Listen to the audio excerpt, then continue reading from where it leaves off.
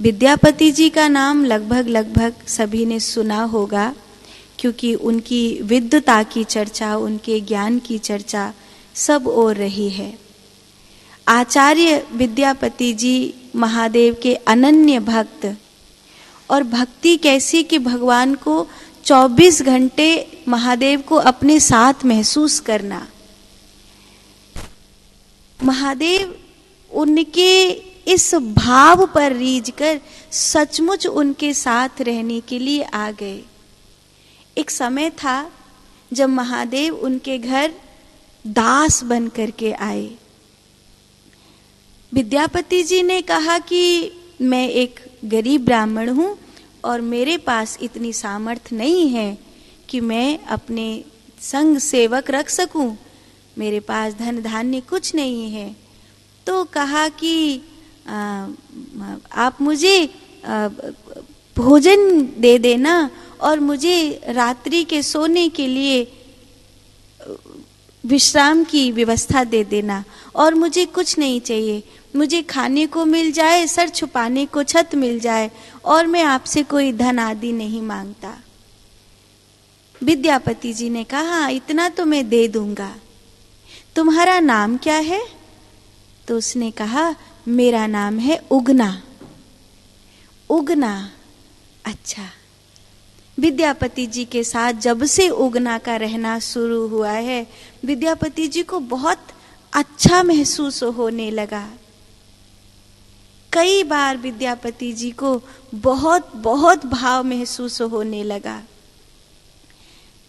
ऐसा लगता कि जैसे इनका साथ बहुत दिव्य है, बहुत अलौकिक है।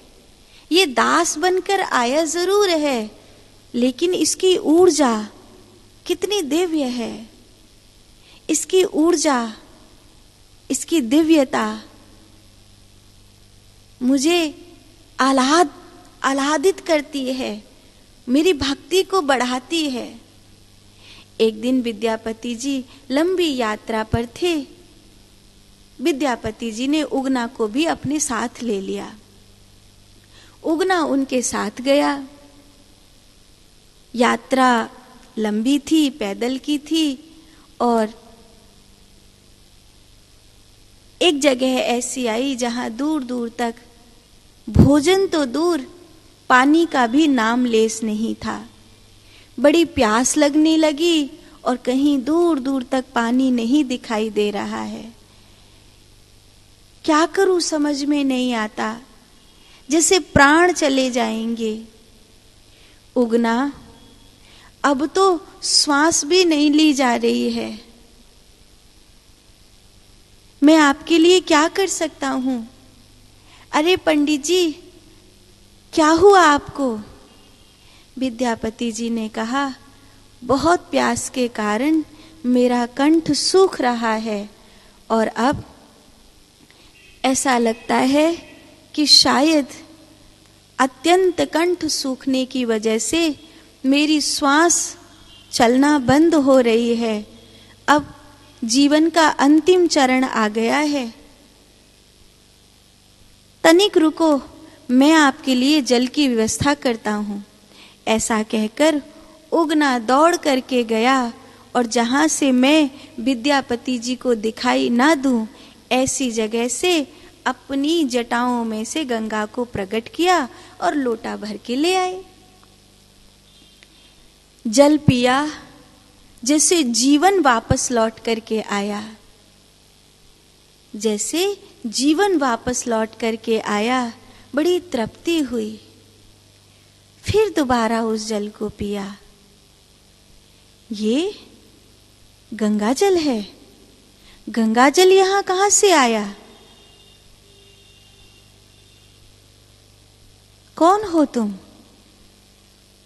जहां दूर दूर तक पानी का लामलेस नहीं है, वहां गंगा जल कहां से आया? क्योंकि दुनिया में किसी भी पानी को पी लो, अन्य किसी भी नदी को पी लो, गंगा जल जैसा स्वाद किसी और जल का हो ही नहीं सकता। गंगा जल मुख में आते ही पता चल जाता है कि ये कहीं और का पानी नहीं है, ये गंगा जल है। गंगा जल का स्वाद ही अलग होता है। यहां इस सूखे में जहां दूर दूर तक कुछ नहीं है, तू गंगा जल से लोटा भर के कैसे लाया? यही स्पष्ट करो, नहीं तो मैं अपने प्राण छोड़ दूंगा। आखिरकार महादेव को प्रकट होना पड़ा। विद्यापति जी अपने आप को धिक्कार करने लगे, मैंने देवादिदेव को दास बनाकर रखा। और फिर वो सब याद आया, न जाने कितनी बार मैंने इससे अपनी चरण पादुका उठवाई, न जाने कितनी बार मैंने इससे अपने वस्त्र स्वच्छ करवाए, न जाने कितनी बार इसने मेरे लिए आसन बिछाया, न जाने कितनी बार इसने मेरे लिए शयन के बिस्तर बिछाए, न जाने कितनी बार ये मेरे स्नान का जल भर के लाया। और तो और मेरी निजी सेवाओं में कितनी बार मैंने इससे कुछ कुछ ऐसे कार्य करवाए जो शायद मैं कभी सोच भी नहीं सकता। ये महादेव, मेरे महादेव, हाय मैं पापी, अब मेरा क्या होगा? इतना बड़ा अपराध हो गया मुझसे, मैं अपने महादेव को पहचान न सका, मैं अपने प्रभु को पहचान न सका। ये मुझसे क्या हो गया? अब इस अपराध का प्रायश्चित कैसे करूंगा? रोने लगे विद्यापति जी। और तब महादेव ने कहा, मैं मेरी इच्छा से तुम्हारे साथ आया हूं। तुम मेरा साथ चाहते थे ना, इसीलिए मैंने ये लीला करी है। विद्यापति जी कहते हैं, अब मैं आपके जीवन भर चरणों की सेवा करूंगा। आप इसी रूप में सदा मेरे साथ विराजमान रहना। उगना महादेव की स्थापना करी और उनकी पूजा करी। लेकिन महादेव ने कहा था, ये राज किसी को बताना नहीं, ये बात किसी को कहना नहीं। अगर कह दोगे तो मैं उसी समय चला जाऊंगा। लेकिन जब उनकी पत्नी कई बार घर के काम उनसे कराती, पानी भरवाती, वस्त्र धुलवाती, कई बार बहुत से कार्य कराती, और एक दिन तो किसी कार्य के बिगड़ जाने पर बड़ी जोर से उठाकर एक लकड़ी फेंक कर मारी कि खावे तो ढेर शेर और काम तो करे नहीं, घड़ा फोड़ दियो। या मूर्ख ने, और न जाने कहनी अनकहनी क्या क्या कहने लगी।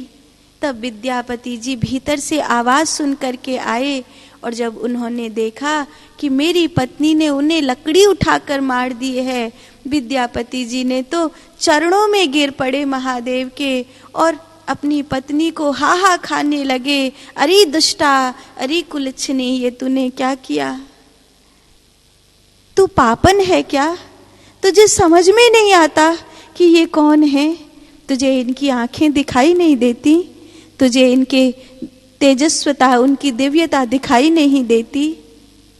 उस दिन से विद्यापति जी ने अपनी वामांगी का त्याग किया। इधर महादेव कहते हैं, आपने वचन दिया था कि आप बताएंगे कि उगना शिव है, उगना ही शिव है। ये बात आप किसी को नहीं बताएंगे।